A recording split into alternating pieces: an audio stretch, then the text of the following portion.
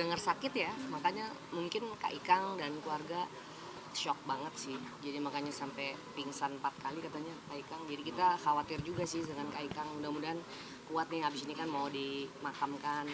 Anak-anaknya juga Bella Kiki semoga dikuatkan. Karena mendadak gitu ya, kalau orang Shock, ya. sakit dulu sekian lama gitu ya, mungkin ada persiapan mental gitu ya. Kalau ini kan sangat-sangat mendadak.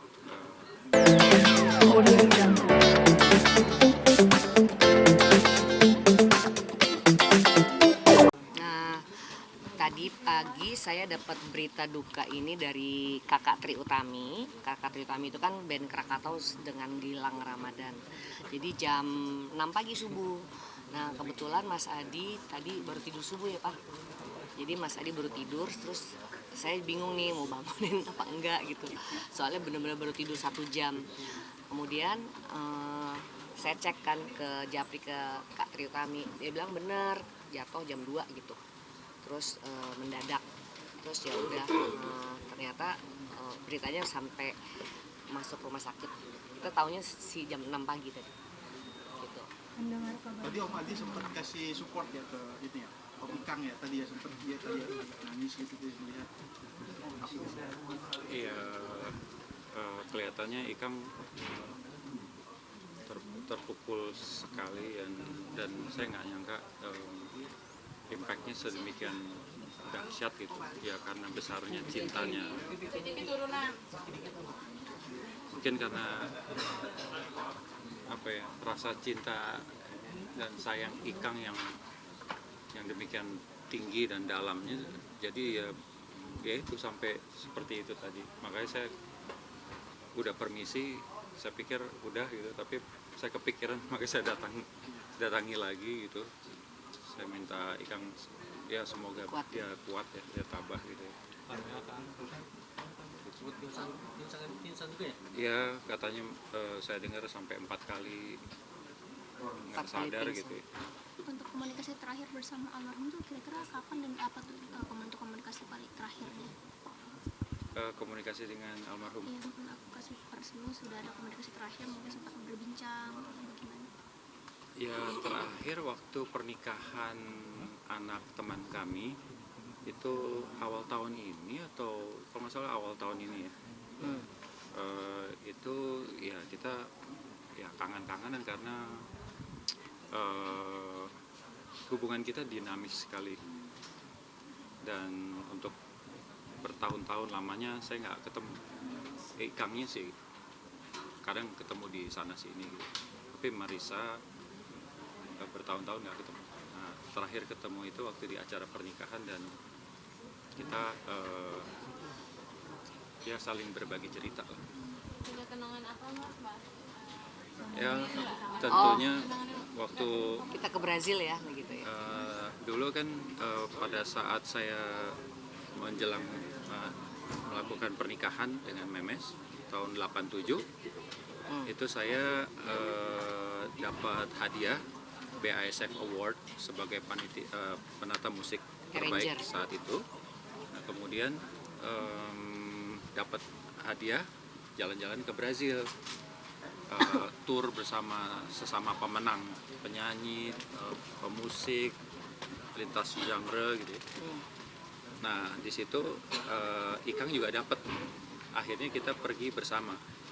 Ikang sudah menikah lebih dulu. Nah kami belum menikah. Jadi akhirnya tenang. Kami belum menikah saat itu. Akhirnya sebelum berangkat, yang harusnya menikahnya sebulan setelah itu, setelah trip, setelah perjalanan tour, kita percepat akad nikahnya supaya kita syah gitu ya. Akhirnya kita Honeymoon. nikah dulu, akad nikah, terus manfaatkan perjalanan BASF Award ke Brazil sebagai honeymoon, dan di situ ada Marisa, ada Ikang, ada Sheila Majid, macam-macam lah situ ya. Sheila Majid juga baru nikah ya. Jadi itu kita honeymoon bertiga pasang. Itu sih yang pengalaman yang paling mengesankan ya. Sejauh ini apakah almarhum pernah mungkin atau Kang Ikang ngomong kalau misalnya ada sakit atau mungkin kecapean dari almarhum dan berkegiatan apa? Enggak dengar sakit ya, makanya mungkin Kak Ikang dan keluarga shock banget sih. Jadi makanya sampai pingsan 4 kali katanya Kak Ikang. Jadi kita khawatir juga sih dengan Kak Ikang. Mudah-mudahan kuat nih, habis ini kan mau dimakamkan. Anak-anaknya juga Bella Kiki semoga dikuatkan. Karena mendadak gitu ya, kalau orang Di shock ya. sakit dulu sekian lama gitu ya, mungkin ada persiapan mental gitu ya. Kalau ini kan sangat-sangat mendadak.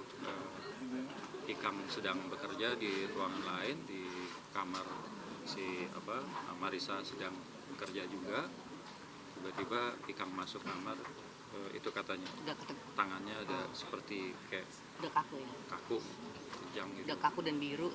Bayangkan sebelumnya nggak ada tanda-tanda sakit, tiba-tiba seperti itu, ya bisa dimengerti kalau shock sekali Ikang. Ya tentunya semoga Marisa Haque diberikan tempat terbaik di sisi Allah Subhanahu wa Ta'ala, Amin, amin. sesuai dengan amal ibadahnya, dan bukan hanya amal ibadah horizontal secara ritual, tetapi bagaimana dia hablum minanas, memberikan manfaat bagi sesama manusia. Kan dia sering mengajar, sering berbagi ilmu, sharing. Mudah-mudahan itu dinilai sebagai amal yang baik dari Marisa Haque. Semoga almarhumah husnul khatimah. Ya, Tadi sempat ngeliat ketika meninggalkan terus balik lagi ya. ya itu karena Ikang saya dipesankan oleh adik-adiknya, Syahnas dan Soraya, tolong jagain Ikang karena Ikang terpukul sekali, dan saya tuh sahabat Ikang. Waktu SMA, kita sesama SMA tuh saya ngeband bareng Ikang. Saya sahabatan, berantem bareng, pacaran ya Ikang yang waktu itu. Pokoknya kehidupan remaja kita bersama terus intens sekali bersahabat. Saya udah kayak saudara sama Ikang. Maka begitu Ikang mengalami shock seperti ini, ya adik-adiknya, adik Marisa tadi minta saya untuk jaga hubungan jaga komunikasi supaya Ikang terbantu mentalnya gitu ya dalam keadaan yang sangat sulit ini. Maka tadi begitu udah sebenarnya udah nyalami, tapi kepikiran balik lagi, nggak tega gitu ya. Menyemangati iya, karena Ikang tuh kan waktu itu sama-sama aktif di film ya, main film. Ya tentunya Ikang awalnya musik ya, tapi merambah ke dunia film, di mana di situ rasanya berkenalan dengan Marisa Haque dan pernah main di film yang sama, dan pastinya terjalin hubungan yang mesra gitu ya. Ya kita senang-senang aja, kita kadang-kadang bersama dating gitu, double dating. Sebelum nikah gitu. Mbak, panas. Dulu akhirnya mereka berjodoh ikut menyemangati seperti apa sih Mas? Akhirnya mereka sampai mau Lupa ya, yang penting menyemangati aja gimana ya? Dulu dia itu sama-sama main film. Jadi kayak cinlok gitu loh kayaknya. Jadi bukan kita yang jodohin. Enggak. Tapi karena sahabatan bareng dulu. Mas Adi yang sahabatan sama Ikang. Ikang sahabat SMA. Sahabat udah kayak saudara lah saya sama Ikang. Saya nginep di rumah Ikang. Ya Marisa dulu temen di Suara Merdeka sama penari. Cuman ya Marisa lebih ke organisasinya SM ya, bukan lebih ke narinya sih. Itu aja sih. Mas Adi, Mbak Marisa ini dikenal sosok orang yang tegas punya itu. Nah, pendapatnya Siapa? Ikang. Ica. Nah, dikritik juga bagaimana? Oh ya, ada dinamika berteman tuh selalu ada up and down gitu. Ya lumayan berkesan. Tapi saya tarik manfaatnya aja, bukan manfaat hikmah dari up and down itu. Pelajaran buat saya aja. Ya, udah ya, aku mau ke mobil. Makasih ya.